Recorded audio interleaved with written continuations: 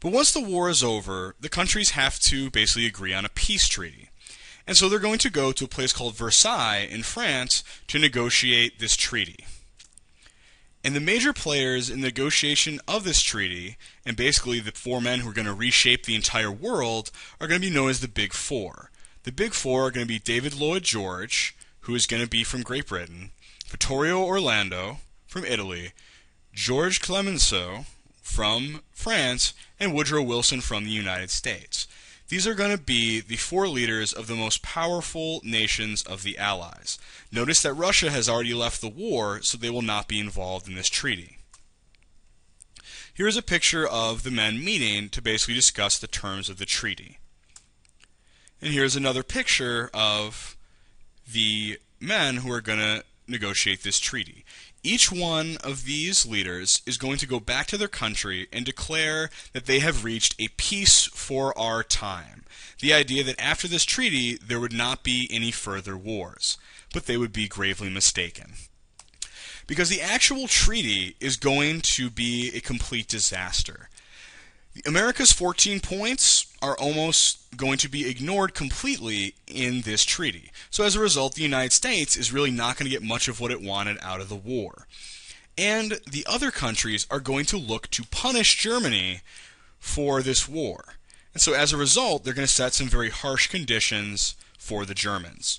First off, there's going to be the guilt clause, which is going to force the Germans to accept responsibility for the war, to basically say that they were the ones who were responsible for this whole war and that they have all the blame. They also say that Germany must disarm their army and stay disarmed. It placed a lot of limits on the amount of warships, soldiers, tanks, guns, and other weapons of war that Germany was allowed to have at any given time. Germany also had to give up a bunch of its territory to the other European countries, leading it to be a smaller country and losing some important pieces of it. And then ultimately, the worst part of this for the Germans is that they are asked to pay reparations, which basically is money given for past wrongdoing, up to the tune of $442 billion in 2013 American dollars. That is an incredible amount of money, and it's going to cripple the German economy as they try to pay these reparations to the other European countries. And so this peace is going to be a very costly peace. The Treaty of Versailles is going to create terrible conditions in Germany, and it's going to fail to create that lasting peace. In Germany, there's going to be widespread poverty because of the cost of the reparations, and also because Germany is not going to be able to recover with their economy. There's also going to be a lot of anger in Germany over the terms of the treaty. Many Germans thought that the people negotiating the treaty should not have accepted such harsh conditions. And ultimately, people are going to say that the reason they lost the war was not because Germany lost anything, but because they were stabbed in the back by people at home, not in the army. This is going to lead to anti-Semitism because one of the arguments people are going to make is that it was the Jews of Germany who had stabbed everybody else in the back and had caused the revolution and eventually agreed to these terrible surrender conditions. And ultimately, after this war, Germany is going to have an incredibly weak government that is going to lead to Adolf Hitler being able to very easily rise to power and take over the government. So here's a picture of German soldiers during World War I. If you notice on the far left is a young Adolf Hitler. Adolf Hitler will become obsessed with World War I, and that is going to motivate him to do a lot of the things that he will do once he begins his rise to power. And his book Mein Kampf is going to talk in a lot of detail and extensively about how, in his opinion, it was the fault of the Jews and the communists and others that Germany lost World War I. It's going to be very important because this book is going to be widely read, and Hitler's ideas about who was responsible for the conditions after World War I is going to lead to a lot of the things like the Holocaust that are going to come to characterize Nazi Germany. Again, here's a picture of Hitler, but keep in mind when we get to him that he is a product of the anger of this First World War. So now let's talk about the aftermath of this massive conflict that was the largest war in world history up until that time.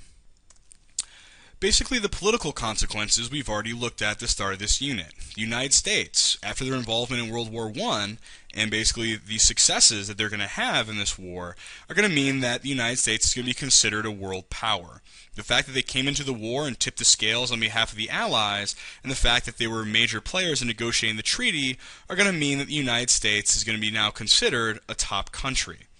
There's going to be a lot of changes to the world map. You're going to have new countries. A lot of the countries that were a part of those empires that fall, such as kind of the Ottoman Empire, the Austrian-Hungarian Empire, a lot of those countries are going to get their independence and they're going to be changed. Also, Germany is going to lose land, so is Russia, and that is going to lead to the world map being redrawn. The Soviet Union is going to rise, which is going to lead to significant consequences in the Second World War and the Cold War as well. And ultimately, you're going to see the fall of all of these royals and monarchs, as well as the end of several major empires that had existed for many, many years, decades, centuries prior to this war. And ultimately, the human cost is going to be very high. You're going to have 9 million people dead, 7 million permanently disabled by this war. Those 9 million dead are only soldiers, 15 million total. You're also going to have shell shock. That basically people's traumatic experiences in this war with shelling and with all these experiences are going to lead them to have post-traumatic stress disorder. You're going to have the Armenian genocide, where the Ottoman Empire during this war is going to choose an ethnic group called the Armenians, and it is going to single them out to be killed. They're going to systemically try to eliminate all of the Armenians.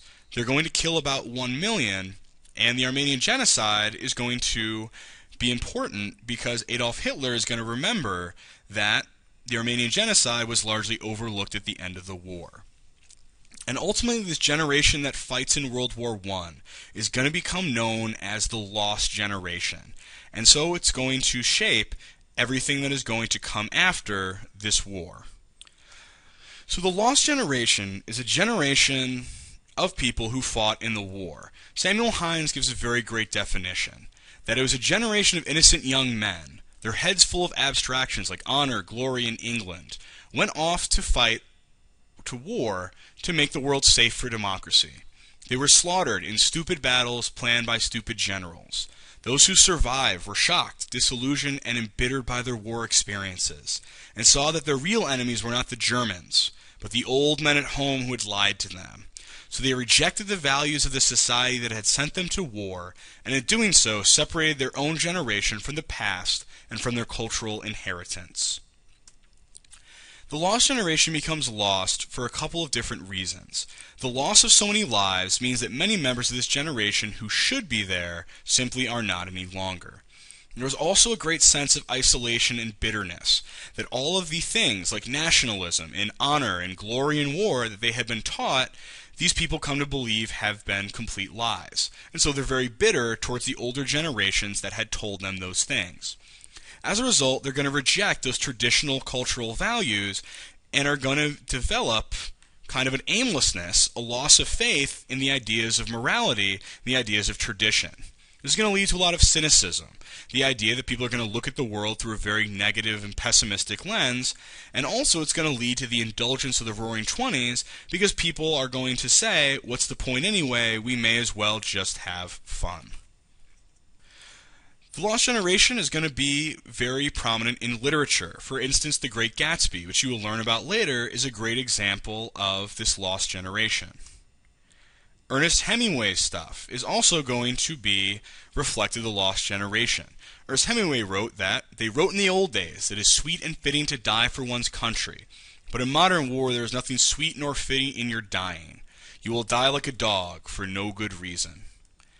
And this quote from A Farewell to Arms, I encourage you to pause it and read it, basically also reflects this Lost Generation worldview that basically, if you bring courage into the world, if you are good, it doesn't matter because the world is still going to break you, because the world is a fundamentally cruel and awful place. And then ultimately World War I is going to lead to World War II. Because World War I fails to create this lasting peace, the conditions are created in World War II. It's for the rise of the Nazi Party, the appeasement by Great Britain as the Nazis gain more power, and ultimately the failure of the League of Nations, because the United States, who came up with the concept, did not even join. And the League of Nations would have no real power to deal with all the problems that are going to happen from 1919 to 1939. So ultimately, this Great War is going to lead to the sweeping away of the old order and the ushering in of the 20th century as we understand it. From the large loss of life to the political shakeups, the United States' emergence as a power to the lost generation, World War I is going to be the defining moment that is going to start the modern age in the 20th century.